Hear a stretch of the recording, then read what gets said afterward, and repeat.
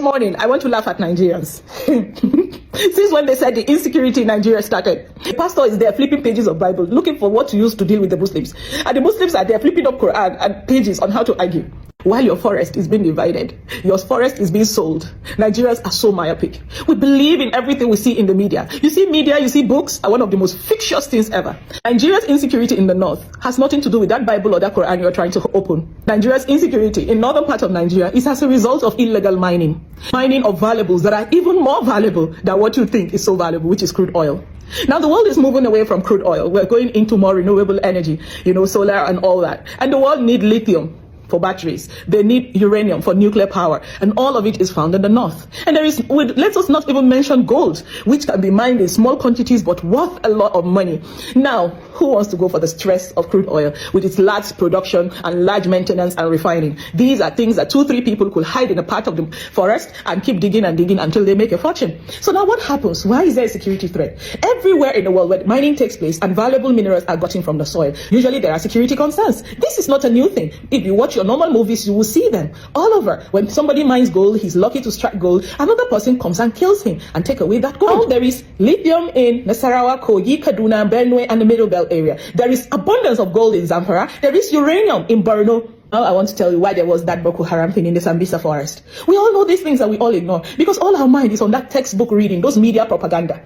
When you are being there flipping your Qurans and shouting Nigeria is gone, your forest is being divided. Your forest that you think, oh, what is there? Human beings cannot live in the forest. Let me tell you, where the main money comes from in the world, it comes from the forest that you look down on.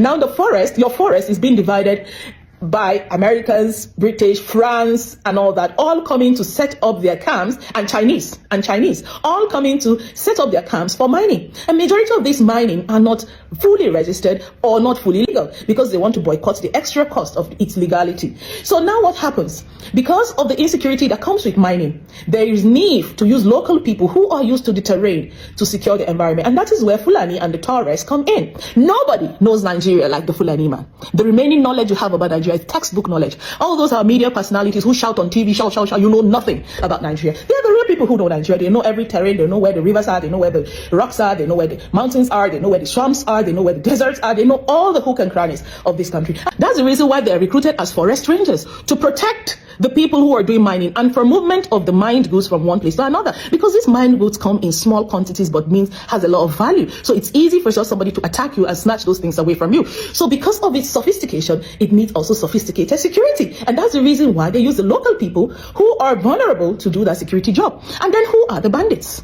Anybody that is an employer knows that sometimes inside your employee you have people who are dissatisfied with the contract and people who are just naturally don't like you and they don't want to work under you again and they just want to defame you, or you have disputes amongst you. The bandits we are saying today and the kidnappers has nothing to do with tribe or religion. There are employees that are unhappy with their employers, and that's the reason why you see that government negotiates with them. So get that into your brain. What they call terrorism is to keep you, the average individual, busy, panicking, engaged, talking, researching, and all that, while they do the needful for themselves. So it's high time, Nigerians, you that you have not bathed this morning, talking up and down about Muslim, Christian, about how terrorism has finished Nigeria. If you know the amount of people that died in the gold rush in America, you will know that Nigerian own is still small. Keep yourself safe and be watchful.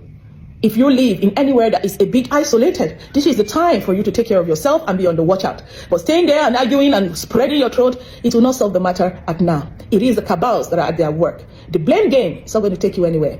A word is enough for the wise. Nigerians, keep safe, be happy. And I will tell you, let's not get distracted. Go this morning and do the business you want to do. Go and meet the clients you want to meet. Go and design the clothes you want to design. Don't let anybody make you feel that the world is coming to an end, while the whole world would end up in their pockets.